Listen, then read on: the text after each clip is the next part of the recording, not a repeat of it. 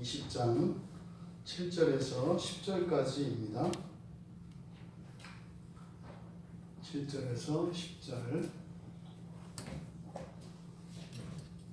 우리 같이 한 목소리로 함께 읽겠습니다.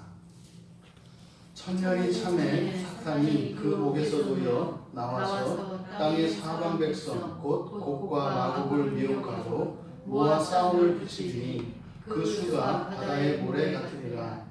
그들이 지면에 널리 퍼져 성도들의 주인과 사랑하시는 성을 부르매 하늘에서 불이 내려와 그들을 태워버리고 또 그들을 미혹하는 마귀가 불과 유황못에 던져지니 거기는 그 짐승과 거짓 선지자도 있어 세세토록 밤낮 괴로움을 받으리라.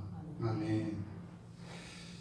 우리가 지금 이 세상의 마지막 때에 관한 그 계시의 말씀을 우리가 살펴보고 있습니다.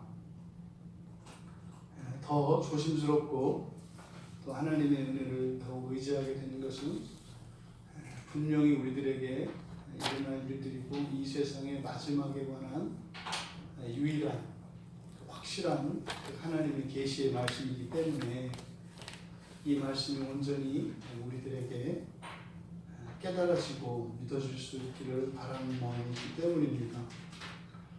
아직 이 말씀을 전하면서 사실 저도 이렇게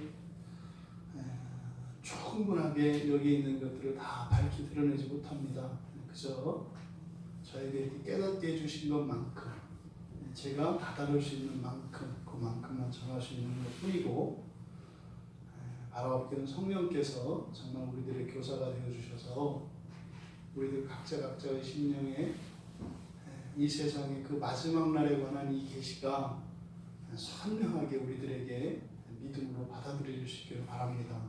그래서 우리들의 인생에 실수가 없고 우리의 부족함과 연약함으로 일어나는 이런 오염과 부패의 문제에 대해서 물러서지 않고 오히려 더 주님의 은혜 앞으로 나갈 수 있는 그런 기회가 되기를 진심으로 바랍니다.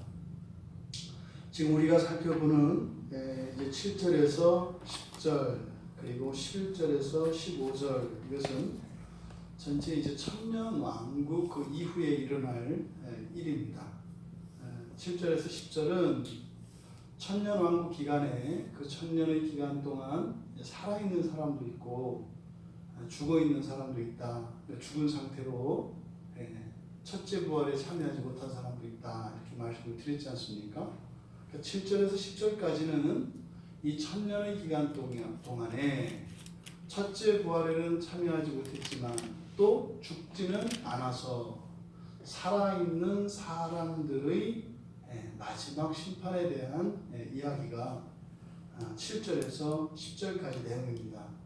그리고 11절에서 15절까지는 바로 그 천년기까지 아직 부활하지 못했던, 다시 말해 그때까지 죽어있던 모든 사람들의 영혼에 관한, 영혼의 심판에 관한 이야기입니다. 그러니까 오늘 읽은 이 7절에서 10절까지는 그 천년기에 아직 살아있는 사람들에 대한, 그리고 11절부터 그 나머지는 죽어있는 모든 영혼들에 대한, 그래서 이제 완전히 첫 창조 세계에 대한 하나님의 심판이 완전히 끝나는 그 내용이 이제 20절입니다. 7절에서 천년이 참에 여기서 찼다라고 하는 것은 기한이 된 것, 그죠? 그래서 이것은 완성하다, 끝까지 다 다다랐다, 이런 뜻입니다. 그러니까 이 천년이라고 하는 이 상징적인 기간, 그것은 예수 그리스도께서 이 땅의 왕으로 첫 창조 세계의 완성된 첫 창조 세계의 영광 속에서 그리스도께서 또 그 그리스도의 통치에 참여하는 첫째 부활에 참여한 그 신자들과 함께 이 세상을 다스리는 그것이 이제 끝난 시간입니다. 그때 이렇게 천년이 탔을 때, 이때는 이제 모든 신자들이 새하늘과 새 땅에 들어갈 준비가 끝난 때입니다. 사실 이제 이때는 첫째 부활에 참여했느냐 못했느냐 이 문제가 다 해소된 때죠 사실은.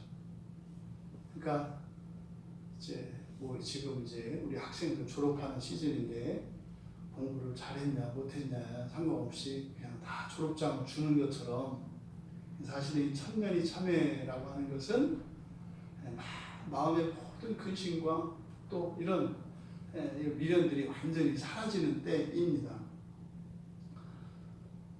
이렇게 천년이 찼을 때 일어나는 일들, 이제 천년왕국과 이 천년기가 끝나고 새하늘과 새 땅이 열리기 전 그 사이에 이제 일어나는 일들을 6가지로 지금 정리하고 있습니다.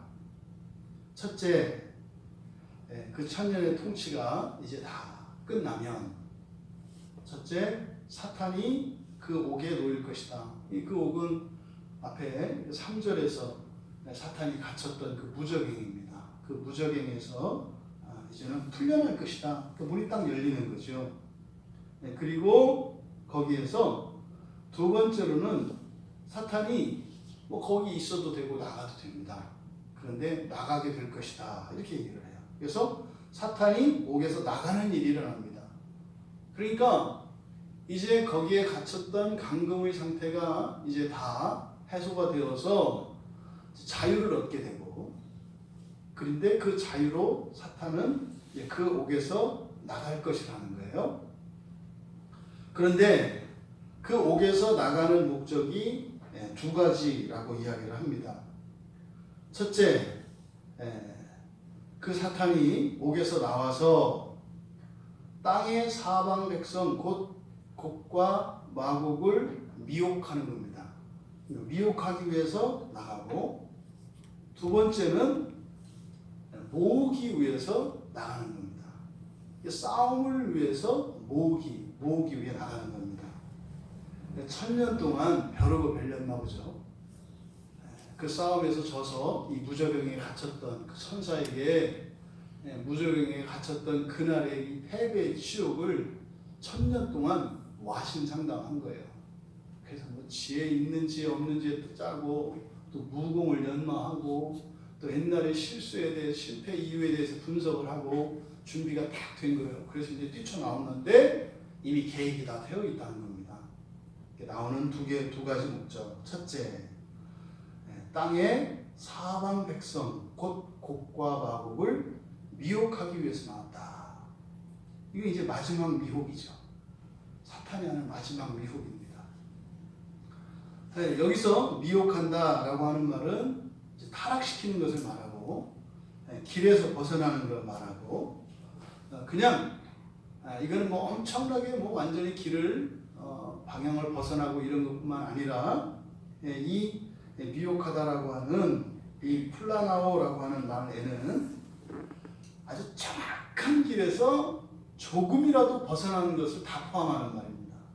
그러니까 어떻게 해요? 여기서 미혹하기 위해서라고 했을 때는 어쨌든 조금이라도 벗어나게 하기 위해서, 될 수 있으면 많이 벗어나도록, 가능하다면 완전히 타락하도록, 이런 목적을 가지고 온다는 거예요. 그래서요, 미혹의 단계는 무한대예요.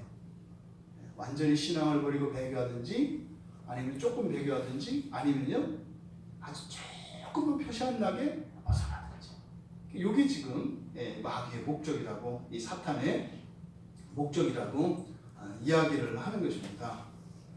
그러니까 지금 사탄과, 사람 입장에서는, 그러니까 사람 전체와 사탄과의 관계를 보면 사실은 2차전인 거죠. 이게 맨 처음에 에덴 동산에 아담을 찾아와서 보기 좋게 미혹을 해서 넘어뜨렸지 않습니까? 반대로, 그러니까 이 사람의 입장에서는 사실 또 뭐예요?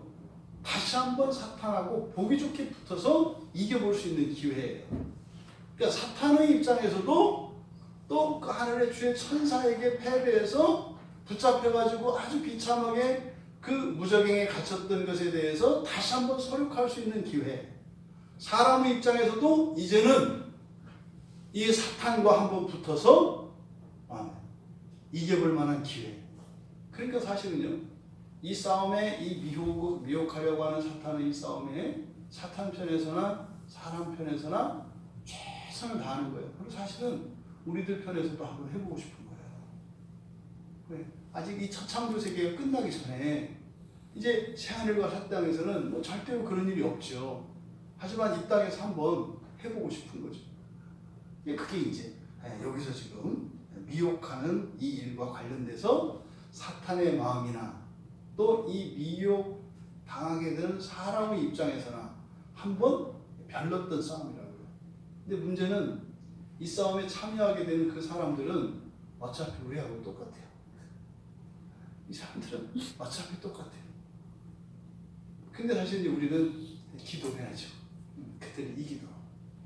그게 지금 미혹한다. 그런데 여기서 해석이 좀 어려운 말이 땅의 사방의 백성이라는 말이에요. 땅의 사방의 백성. 즉 곡과 마곡.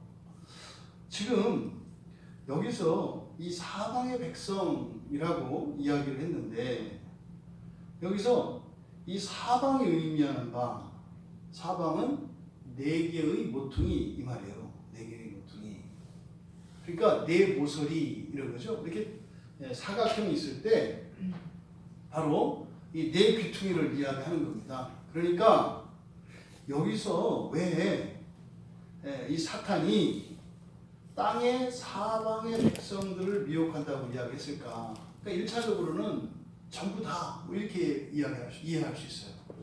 그러니까 그 첫 창조 세계가 완성된 상태에 있는 그 땅에 아직 살아있는 그 사람들 모두라는 거예요.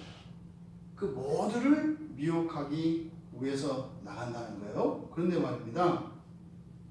여기서 사방으로 번역되어 있는 이 모서리, 모퉁이 이게 이제 고니아라고 하는 헬라어인데요. 많이 쓰이지 않는 단어예요. 이 고니아라고 하는 단어는 바로 복음서에서 마태, 마가, 누가 복음에서 예수님을 모퉁이의 머릿돌이라고 비유하잖아요. 그때 모퉁이, 바로 그 모퉁이가 요 고니아입니다. 그러니까 이 고니아라고 하는 말은 복음서에서 예수님의 비유에 사용되어진 그 돌인데 그 돌이 서는 자리예요. 그 돌이 어디에서요?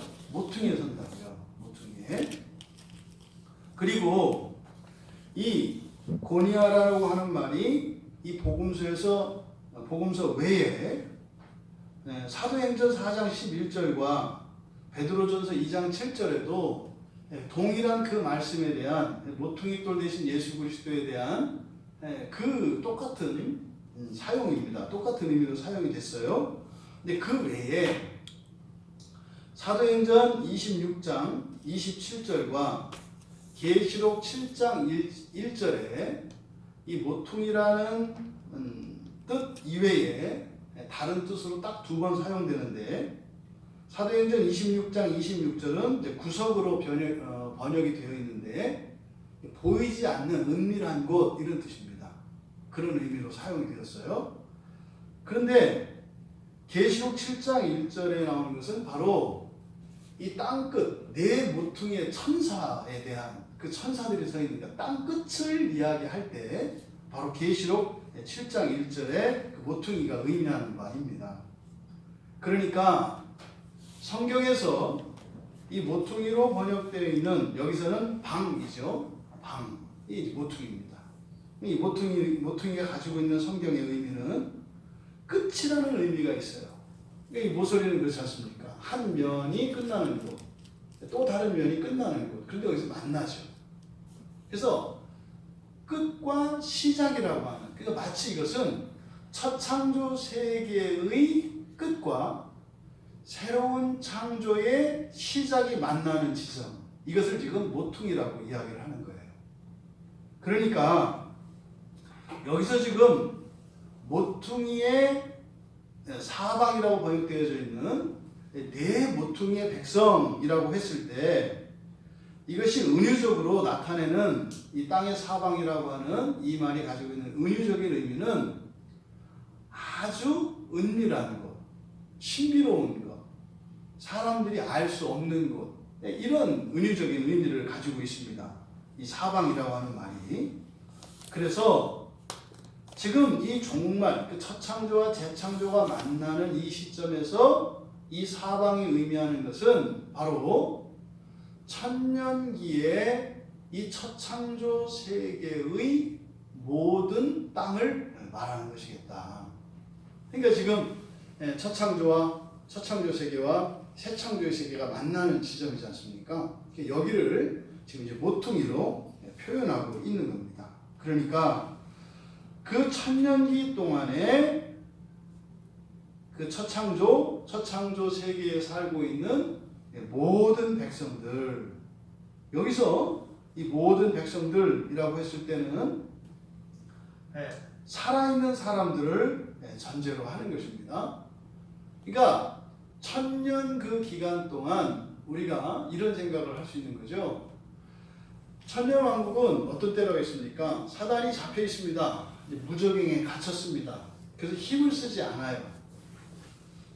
이게 되게 참 어려운 이야기인데, 우리가 지금 현재 죄를 짓는 것은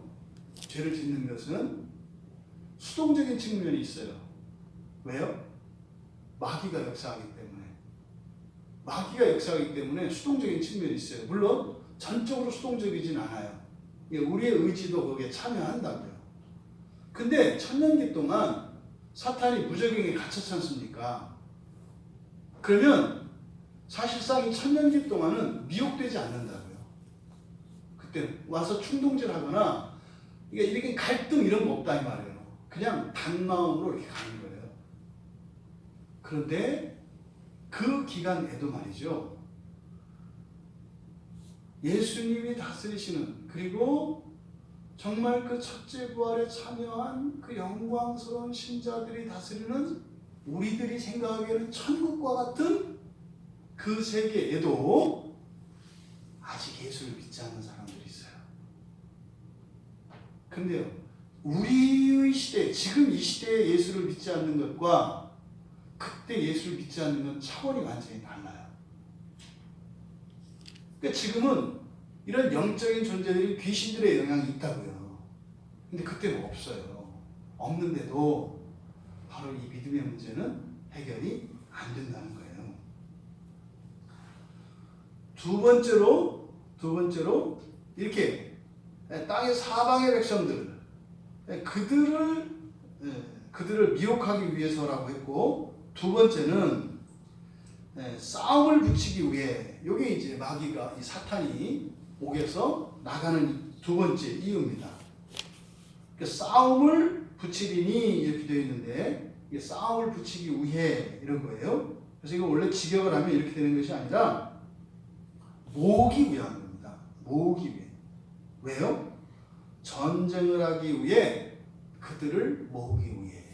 근데 옥에서 나갈 때 사탄이 미혹해서 이제 사람들로 하여금 자기의 편에 서도록 미혹한다는 거예요. 그다음에 두 번째, 그 미혹된 사람들을 모은다는 거예요. 왜요? 전쟁을 하기 위해서 말입니다. 그런데 두려운 얘기가 8절 끝에 그 수가 바다에 몰려갔다 그래요. 지금 여기서요, 그들의 수가 바다에 몰려갔다. 이 그들이라고 하는 것은 미혹된 사람들이거든요. 사탄에게 미혹된 사람이에요. 근데 천년왕국의, 그러니까 천년기에 완전한 세상이라고요. 근데 그 세상을 사는 사람들도 어떻게 된다? 미혹이 된다는 거예요. 그러니까 천년왕국, 천년기, 이 천년왕국이라고 우리 얘기하는 이 천년왕국의 시대에 살아있는 신자들이나, 지금 우리나, 또 구약의 유대인들이나, 심지어는 에덴 동산의 아담과 하와나 항상 조건은 어떻다? 같다라는 거예요. 나는 시대를 잘못 타고났어. 또 심지어는 나는 환경을 잘못 타고났어. 이렇게 핑계할 수 없다고 얘기를 하는 거예요. 이때는요 우리가 죄를 지어야 할 이유가 없어요. 왜? 세상에 그 부정과 불법이 없다니까요. 그런데도 그 당시 그 상황에서도 우리는 하나님을 하나님으로 인정하지 않고 예수 그리스도를 믿지 않는다는 거예요. 이게 뭐예요? 미혹되는 이유가 그리스도를 믿지 않기 때문입니다. 우리가 종종 우리의 환경들 그러지 않아요? 이 세상의 모든 사람들은 자기 인생만 특별하다고 생각을 해요. 누구든지 내 인생을 살아봐 이런 생각을 가지고 있어요. 내가 뭐 이렇게 그냥 편안하게 산 것 같지? 살아봐. 그리고 그래서요 모든 사람들은 자기가 특별한 존재라고 생각을 해요. 이게 특별하다는 의미가 뭘까요? 예수를 믿어서 특별하다고 생각하는 게 아니라 이렇게 내가 죄를 지을 수밖에 없고 또 내가 이렇게 이런 약점과 이런 결함이 있을 수밖에 없는 그러한 어떤 환경적인 특별함이 있다라고 생각을 한다고요. 근데 요한은 여기서 뭐라고 얘기하는 거예요? 그런 거 없다는 거예요. 그런 거 없다는 거예요.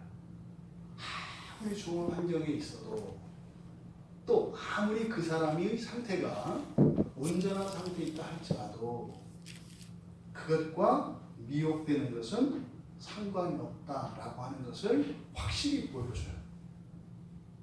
그러니까 뭐 우리나라에 뭐 복음이 들어오기 전에 태어난 사람과 태어나고 그 복음이 들어오고 난 이후에 태어난 사람 사이에는 이 불평등하고 불공평하고 그 이전에 태어난 사람들은 억울한 거 아니냐? 없다는 거예요. 없다는 거예요. 또 심지어는 뭐 모든 그 장점과 능력들 이런 것들을 다 갖추고 태어나서 상대적으로 죄를 짓기에 덜 위험한 이런 사람들이나 날 때부터 정말로 특별히 어려운 상황에 태어나서 정말 그렇게 죄를 짓지 않고서는 살 수 없는 것 같은 그런 환경, 열악한 환경 속에서 태어난 사람들이나 항상 이 사탄의 미혹에 있어서는 없다는 거예요? 동일 조건이라고 이야기를 하는 거예요. 이들이 이제 사탄과 함께 전쟁을 하기 위해서 모였습니다. 모였겠죠. 미혹을 했고 미혹된 사람들이 헤아릴 수 없이 많다고요. 그 사람들이 이제 다 모였습니다. 그리고 나서 이제 세 번째로 천년이 차고 나면 세 번째로 일어나는 일이 그들이 이제 지면에 널리 퍼진다. 9절에 그렇게 되어 있습니다. 그들이 지면에 널리 퍼져. 지금 여러분들이 이렇게 좀 그림을 그리셨으면 좋겠어요. 지금 여기서 이들이 여기서 지금 사실 사도 요한이 구약의 에스겔 38장 말씀을 지금 인용하고 있는 거거든요. 곡과 마곡의 이야기라든지 또 이들이 또 같이 모여서 이스라엘을 공격하러 가는 장면이라든지 이걸 그대로 지금 인용하고 있습니다. 에스겔 38장 16절에 보면 그렇게 돼 있어요. 구름이 땅을 덮음 같이 이거를 사도 요한은 바다의 모래같이 이렇게 얘기한 거예요. 그들이 이렇게 구름이 땅을 덮음 같이 그러니까 많은 그 미혹된 사람들이 내 백성 이스라엘을 치러 오리라 이렇게 되어 있거든요. 에스겔 38장 16절에. 그러니까 지금 이들이 이제 사탄을 중심으로 해서 사탄과 함께 이제 마귀의 편에 서서 이제 사람들이 전쟁하러 막 몰려가는 장면이에요. 그것을 그들이 지면에 널리 퍼진다 이렇게 얘기한 겁니다. 그런데 널리 퍼진다라고 번역한 이 단어가 헬라어 아나바이노라고 하는 뜻이거든요. 그 아나바이노는요 올라간다는 거예요. 마치 우리가 산을 올라가는 것처럼 아래에서 높은 곳으로 올라간다 라는 의미를 가진 단어예요. 근데 그거를 지금 우리말 성경에서는 지면에 널리 퍼진다. 이렇게 지금 이야기를 한 거거든요. 그러니까 지금 사도 요한이 말하고자 하는 것은 지금 사탄의 움직임에 초점을 맞추고 있어요. 맨 처음에 사탄은 어디 있었습니까? 무저갱에 있었잖아요. 근데 무저갱에서 올라왔잖아요. 올라와서 사람들을 미혹하잖아요. 그리고 그들을 다 모았잖아요. 그리고 이렇게 전쟁을 하러, 싸움을 하러 가는 거예요. 근데 그를 올라간다 이렇게 표현한 이유가 뭘까요? 지금 사탄이 하고 있는 이 행위는 사실은 누구를 대적하는 겁니까? 하나님을 대적하는 거죠. 끊임없이 교만한 이 사탄은 아직도 자기의 꿈을 버리지 않았어요.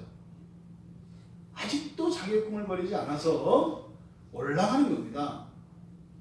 근데 사람들, 이때 미혹된 그 사람들도 똑같이, 이들은 뭐 이렇게 전 세계로 퍼져나가겠습니다만, 그것을 이렇게 올라간다라고 이야기하는 것은 그들이 하는, 미혹되어서 전쟁을 하려고 하는, 싸우려고 하는 그것이 마치 누구께 도전하는 거다? 하나님께 도전하는 행위인 것처럼, 하늘에 계신 하나님을 향하여 대적하고 있는 행위인 것처럼 암시적으로 이렇게 묵시적으로 나타내기 위해서 이 단어를 사용한 것 같습니다. 세 번째로 이제 천년이 차고 나서 일어나는 게 세 번째로 이제 이들이 널리 퍼지는 그런 사건이었고, 이제 네 번째로 그럼 그들이 이렇게 무르르 몰려갑니다. 막 무리를 져서 막 가요. 군대가 이제 전쟁을 위해서 나가는 것처럼 이제 그들이 가는 곳을 이제 네 번째에서 밝힙니다. 그들이 그렇게 몰려서 어디로 가느냐? 성도들의 진과 사랑하시는 성을 두른다는 것은 포위하는 거예요. 그러니까 성도들의 진과 사랑하시는 성을 포위한다. 그러니까 이제 그림으로는 우리가 그렇게 생각하는 거예요. 무저갱에서 올라온 사탄이 그때 당시에 살아있던 사람들을 미혹해서 다시 그들로 하여금 사탄 편에 서게 하고, 바로 하나님의 자녀들, 하나님의 백성들과 전쟁하기 위해서 그들을 포위한다는 거예요. 근데 이것은 사실 지금 성도들의 진, 사랑하시는 성, 이게 뭘 의미하는 걸까? 이것은 결론적으로 말하면 교회입니다. 교회. 그런데 왜 성도들의 진이라고 하고 사랑하시는 성이라고 했을까? 여기서 성도들의 진이라고 하는 이 진은 광야에서 치는 장막이에요. 이스라엘 백성들이 광야에서 치는 진을 요 진이라고 하는 요 단어를 쓰는 거예요. 그래서 이게 파렘볼레 그래서 그 광야에서 하나님 백성들이 머물고 있는 공간. 그래서 원래 이 진이라고 하는 단어는 무엇과 무엇 사이에 그 공간을 이야기합니다. 그러니까 무엇과 무엇 사이에 끼어 있는 요거를 이야기해요. 그러니까 광야는 구약의 백성들을 상징합니다. 구약교회죠. 광야의 교회 뭐 이런 의미예요. 광야의 성도들의 진이라고 하는 것은, 그러니까 구약의 교회 이렇게 이해하시면 됩니다. 이 성도들의 진이라고 하는 것은. 그리고 이 성도들의 진이 구약적으로 의미하는 바는 예루살렘을 의미해요. 그러니까 구약의 교회, 이게 성도들의 진이고, 그러면 사랑하시는 성이라고 되어 있는데 사랑받은 성 이렇게 되어 있습니다. 사랑받은 성, 완료 분사형으로 되어 있기 때문에 이미 사랑받은 성은 도시라는 뜻이에요. 이 사랑받은 도시가 의미하는 것은 뭐겠습니까? 이게 사실은 신약 백성들의 거주하는 것, 그래서 신약 교회를 의미한다고 볼 수 있어요. 그러니까 성도들의 진과 사랑하시는 성이라고 번역되어져 있는 이것은 바로 교회를 좀 더 구체적으로 구약의 교회와 신약의 교회, 이것을 나누어서 설명하고 있는 것을 보게 됩니다. 그러니까 여기에는요, 바로 유대인과 이방인이라고 하는 구약의 이런 긴장, 또 구약과 신약이라고 하는 이 두 긴장이 여기에서 다 해소되고 있는 것을 보게 됩니다. 그러니까 구약 교회나 신약 교회나 똑같이 뭐예요? 사탄과 사탄에게 미혹된 자들이 이제 공격하려고 하는 공격 목표다라고 하는 것을 우리가 알 수 있습니다. 이제 그들이 이 땅에 있는 모든 교회들을 이제 포위했습니다. 그럼 여러분, 이런 장면이 지금도 일어나고 있거든요. 지금 현재 이 세상을, 우리가 살고 있는 이 세상에서 교회는요, 사실은 이 세상을 광야라고 보았을 때 이 교회는 바로 광야 가운데 있었던 이스라엘의 진과 같은 역할을 하는 게 교회죠. 또 신약의 교회이죠. 근데 지금은 어떻습니까? 전쟁이, 다툼이 일어난다고요. 승패가 교차한다고요. 여러분 오늘 하루 어떻게 사셨는지 모르겠어요. 이 한 주일을 때로는 이기고 때로는 지지 않아요. 현재의 우리의 싸움은 그렇다고 이기고 지고가 있어요. 근데 과연 이 천년기에 일어나는 교회와 세상의 이 싸움은 어떨까? 이제 그게 이제 뒤에 있는 내용입니다. 그러면 그 천년기의 이 세상, 첫 창조의 세상과 천년기 이전을 살아가는 우리들의 이 세상의 차이를 알 수 있어요. 이제 다섯 번째로 일어나는 일을 보면 이 싸움이 어떤 식으로 일어나는지를 보여주는데, 하늘에서 불이 내려와서 그들을 태워버렸다, 이렇게 얘기합니다. 지금 우리가 사는 이 세상에서 이런 일이 일어나면 얼마나 좋겠어요. 우리가 믿음을 따라 이렇게 살려고 하는데 이런 마귀와 귀신들이 이렇게 이거 시험하려고 오다가 하늘에서 불이 떨어져 태워 죽여버리는 거예요. 네? 우리가 이렇게 시험에 들려고 하면 시험하는 세력들을 막 태워 죽이는 거예요. 그러면 우리가 시험에 안 들 것 같잖아요. 아니라는 거예요. 아니라는 거예요. 근데 지금 이때는 지금 어떤 일이 일어나요? 즉시 하늘에서 불이 내려옵니다. 여기서 그들을 태워버린다 할 때 이 태워버린다라고 하는 것은 원래 이 태워버린다라고 번역되어진 것은 이제 불이 내려왔기 때문에 태워버린다고 하는 거예요. 여기 사용된 단어는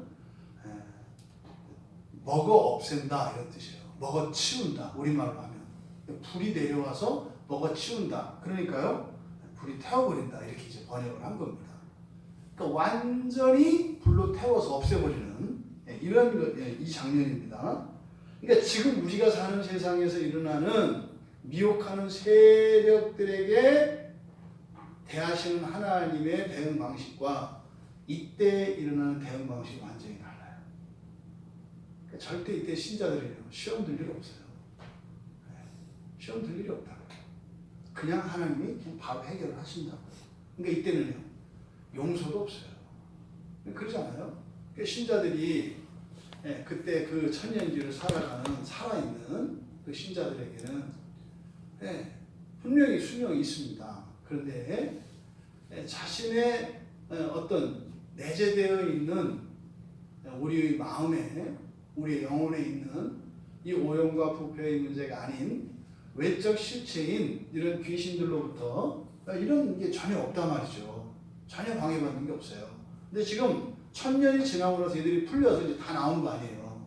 사탄도 풀리고 귀신들이 다 왔단 말이에요. 근데 이때는 와서 아무리 하려고 해도 영향을 미친다, 못 미친다? 못 미친다는 거예요. 예전에는 한번 하기도 이렇게 두신단 말이죠. 한번 넘어뜨려봐. 그렇게 하면서 사실 어떻게 해요? 우리가 한번 넘어지고 나서 죄를 짓고 나서 그것으로 인해서 우리의 죄를 깨닫고 회개하게 되잖아요. 결국은 우리를 회개하도록 하시기 위한 은혜의 방편으로서의 용인이라고요, 사실은. 지금 우리가 사는 세상에서는. 그때 이때는, 그러니까 이때 당시는 그런 유혹이나 시험이 필요 없어요. 어떻게 해요? 자기 내면에 있는 여기에만 죄가 있는 거죠, 여기 안에만. 이 세상은요, 세상 자체는 다 이제 오염과 부패가 정화되었기 때문에 없어요. 있는 것은 어디요? 요 마음속에 있다고요. 근데요, 나만 잘못된 걸 알죠. 이 세상을 보면. 그러니까 그때는 살아있는 사람들은요, 이렇게 성령의 인도하시는 대로 또 이렇게 성경을 보면 즉각 죄를 깨닫고 회개를 할 거예요. 그러니까 이렇게 환난 풍파 안 겪어도 알아서. 그러니까 아무리 인생이 좋은 일이 막 그냥 이렇게 형통해도 그것 때문에 죄를 짓지 않아. 하나님 말씀에 맞춰서 살아. 살면서 이제 맨날 커가면서 이제 자기 안에 있는 죄가 발견돼서 계속 회개하면서 사는 거죠. 근데 지금 이제 그들을 미혹하기 위해서 이제 때를 만났다. 2차전 한번 해보겠다. 그래서 옛날에 우리가 교회를 많이 괴롭혔던 실력도 있잖아요. 뭐 승리도 많이 얻었잖아요. 교회도 많이 없애봤고, 교회도 많이 쪼개봤고, 신자들로 하여금 하나님을 저주하고 원망하기도 해봤고, 심한 경우에는 뭐 하나님을 저주하고 원망하고 자살하고 목숨 끊는 막 이런 일도 해봤잖아요. 옛날에. 생생하거든요. 그 과거의 그 왕년의 그때가 생생하거든요. 이 귀신들이. 그런 마음 가지고 왔죠. 근데 여기서는 그냥 가차없이 다 불로 소멸시키신다는 거예요. 불로 소멸시키신다는 거예요. 그런데 여기서 우리가 눈여겨보아야 하는 단어가 있습니다. 이들이 지금 마귀가 이 사탄이 밑에서부터 무저병에서부터 올라옵니다. 그리고 미혹된 자들이 또 올라갑니다. 그죠? 근데 그때 하늘에서 어떻게 돼요? 불이 내려옵니다. 그러니까 어떻게 해요? 이제 내려보내는 거예요. 올라오고 내려보냅니다. 불이 내려옵니다. 그리고 6번째, 미혹하는 마귀가 불과 유황못에 어떻게 했다? 던져졌다. 이 던져졌다라고 하는 것이 아래로 던져졌다 이렇게 됩니다. 그러니까 올라왔는데 다시 내려갑니다. 올라갔다가 내려오고 내려가고. 그러니까 마귀가 원래 있어야 할 자리는 어디예요? 무저병에 가만히 있었으면 오히려 더 나을 걸. 괜히 올라왔다가 다시 이제 내려가는 일이 일어나는 겁니다. 그래서 6번째로 바로 미혹하는 자 마귀. 그러니까 이 미혹하는 자 마귀가 바로 이 미혹은 마귀 특성, 사탄의 특성이죠. 그래서 이 미혹하는 자가 이제는 불과 유황못에 던져진다. 여기가 어디입니까? 여기가 원조지옥입니다. 여기가 이제 원조지옥입니다. 천년기에 있었던 거기는 무저갱은 지옥도 아니에요. 이제 비로소 불과 유황의 바다 이렇게 되시고요. 불과 유황의 연못, 불과 유황의 연못으로 이제 던져집니다. 거기는 바로 앞에서 그 짐승과 그 거짓 선지자가 이미 있는 곳이죠. 그리고 7번째 일어나는 일이 그들은 세세토록 밤낮 괴로움을 받을 것이다. 근데 지금 우리말로는 세세토록 밤낮 이렇게 되어 있습니다만 이게 좀 번역하기가 좀 애매하더라고요. 여기서는 영원한 밤과 영원한 낮과 영원한 시간 이렇게 되어 있어요. 그러니까 영원한 낮과 영원한 밤과 영원한 시간 동안, 그러니까요 단순히 무한한 시간만을 이야기하지 않아요. 낮은 낮대로 밤은 밤대로 시간은 시간대로 영원이에요. 그러니까요 영원의 영원이에요. 영원의 영원 동안 괴로움을 받을 것이다. 여기서 이 괴로움이라고 하는 이 말, 이거는 이제 바사니조라고 하는 말인데, 이 바사니조는요 고문하는 거예요. 고문하는 게 이 바사니조입니다. 근데 여러분 고문 안 해도 여기는요 유황의 못이고 불의 못이에요. 유황의 연못이고 불의 연못이에요. 그러니까 그 자체만으로도 감당하기 어려워요. 근데 그걸 끝이 아니에요. 거기다 어떻게 한다고요? 고문을 한다고요. 그 안에서조차 고문을 해요. 고문을 하는 것은 자극을 줘서 고통을 일으키는 걸 말합니다. 그런데 이 고문이라고 하는 거는요 고통을 주는 게 목적이 아니에요. 고통을 주는 게 아니에요. 목적이 아니에요. 고통을 줘서 신문하는 겁니다. 그러니까 뭐예요? 감각의 괴로움뿐만 아니라 마음의 괴로움까지. 그러니까 어떻게 해요? 너 그때 왜 그랬어? 고통을 가면서 너 그때 왜 그랬어? 잘못했지? 이게요, 무서울 정도로 써놨어요. 이게 그러니까 영원한 낮과, 그러니까 낮도 사실은 어떻게 해요? 영원히 계속돼요. 밤도 영원히 계속돼요. 시간도 영원히 계속돼요. 고통도 영원해요. 근데 불과 유황의 그 고통으로뿐만 아니라 또 외부적인 자극에 의해서 이렇게 우리가 느낄 수 있는, 그렇죠? 뭐 그 악랄한 그런 그 외경들이 독립군들을 막 고문했던 것처럼, 히틀러의 그 앞잡이들이 막 고문했던 것처럼, 그런 고문을 또 외부적인 자극을 가하는데 그것만도 못 견디겠는데 그게 아니라 어떻게 해요? 마음도 남겨두잖아요. 이게 지금 7번째로 일어나는 그 천년이 딱 찼을 때 일어나는 사건이에요. 근데 여기는 미래형으로 되어 있어요. 미래형. 그렇게 될 것이다. 왜요? 이거는 이제 이 지옥이 시작되는 것은 사실 언제입니까? 새하늘과 새 땅이 열리고 나서 본격적으로 이게 시작이 되기 때문이에요. 근데 사실 사도 요한도 이렇게밖에는 표현할 수가 없어요. 그러니까 더 어떻게 굉장히 두렵고 고통스럽고 끔찍하고 무시무시한 것으로 묘사하고자 하는, 그게 그 마지막 요 대목이에요. 세세토록 밤낮 괴로움을 받게 될 것이다 라고 하는. 여러분, 천년의 완전한 세상의 그 기간,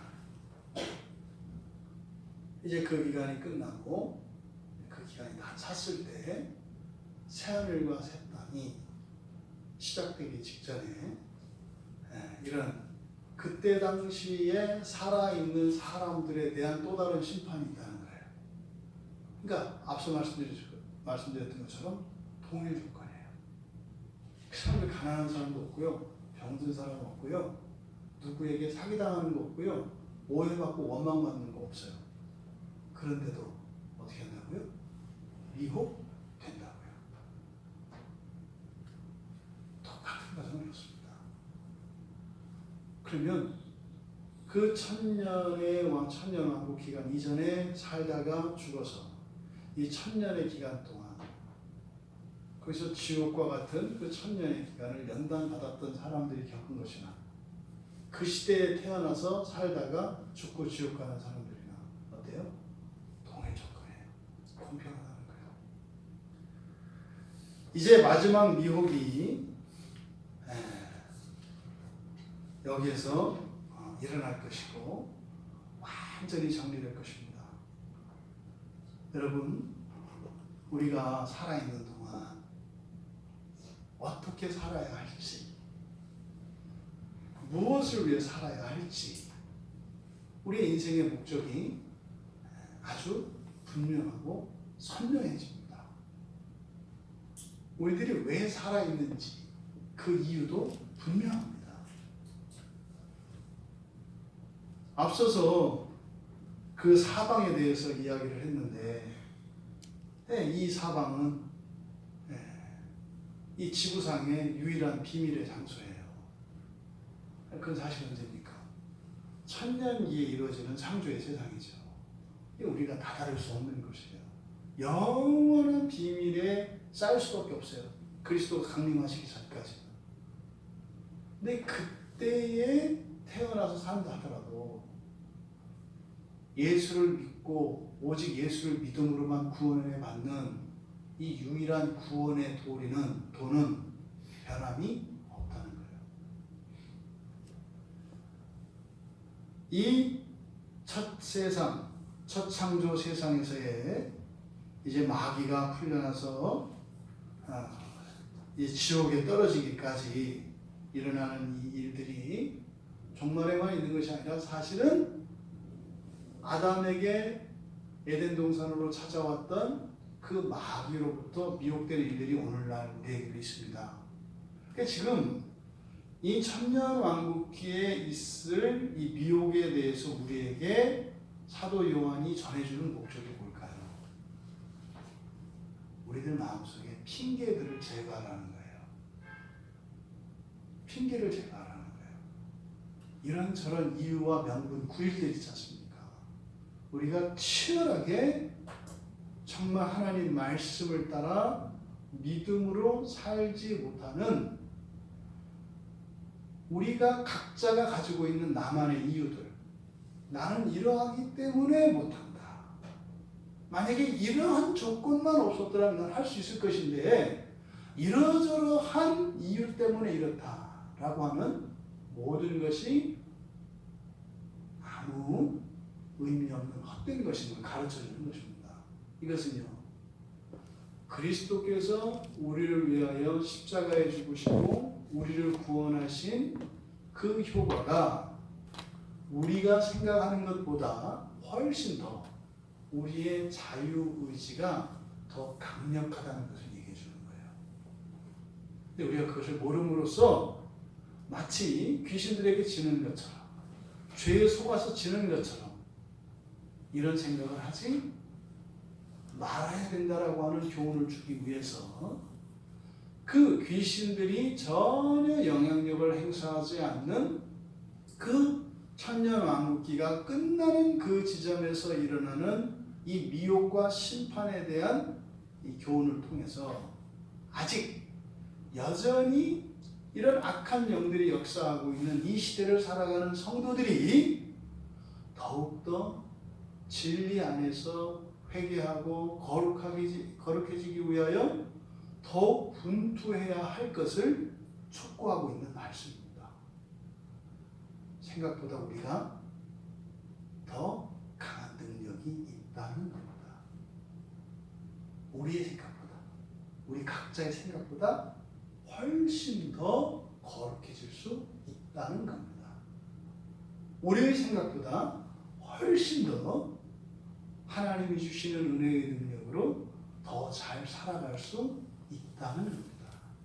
다만 그런 속임으로 인해서 이런저런 우리가 이 거룩한 삶을 살지 못하게 하는 이런저런 모든 이유와 핑계들에 대해서 일체 의미를 부여하지 말고 오직 예수 그리스도를 의지하며 그 은혜 안에서 그 싸움을 정말 죽기까지 치열하게 싸워 이겨낼 것을 우리에게 촉구하기 위해서, 교훈하기 위해서 그 마지막 때 일어나는 이 마지막 미혹에 대해서 우리에게 가르쳐주고 계십니다. 여러분, 정말로 죽기까지 힘냅시다. 서로가 서로에게 도전이 되고 도전을 두고 도전을 받는 그런 교회 공동체를 우리가 세워갈 수 있기를 바랍니다. 나 혼자서는 할 수 없었어요. 하지만 교회 안에서 우리가 함께 했기 때문에 할 수 있었던 그것으로 훗날 우리가 주님을 만나면 그렇게 고백합시다. 주님, 정말 우리가 교회 안에 있지 않았더라면 어쩌면 이 첫째 부활에 참여하지 못하고 저 밑에 내려가서 정말 그 끔찍한 삶을 살 수밖에 없었군요. 하지만 교회 안에 있었기 때문에 도저히 혼자서는 할 수 없는 그런 성화의 삶을 살 수 있었군요. 반드시 우리는 다 고백하게 될 것이라는 것을 요한 사도가 우리에게 말씀하고 있습니다. 여러분, 간곡히 부탁합니다. 우리 조금 더 힘내고 더 힘내고 죽기까지 힘냅시다. 하지만 낙심하지 말고 반드시 도우실 것을 믿고 포기하지 말고 물러서지 말고 그렇게 온전하고 거룩한 성도의 삶으로 그 첫째 부활의 영광을 위하여 살아가며 그 첫째 부활에 참여하여 하나님을 찬양하고 우리가 서로 반가워할 수 있는 우리 모두가 되기를 주님의 이름으로 축원합니다. 우리 말씀을 생각하며 잠시 기도하겠습니다. 하나님, 지금껏 우리가 살면서 저 자신부터도 그렇습니다. 그냥 후회하고 반성하는 이런 많은 것들 가운데 사실상 후회할 필요 없고 반성할 필요 없었을 것이라는 것이죠. 이후에 우리의 삶에 이런 후회와 반성은 없기를 바랍니다. 정말 우리의 힘으로 할 수 없다면요, 반드시 하나님이 도우시거든요. 우리가 애를 써야 하나님의 도움을 받을 수 있는 것은 사실은 우리가 극복할 수 있는 여지가 있기 때문입니다. 우리가 완전히 밑바닥에 있고 나락으로 떨어질 수밖에 없는 상황이라면 기도와 상관없이 하나님 와서 도우십니다. 기도는 은혜의 방편이긴 합니다만 사실상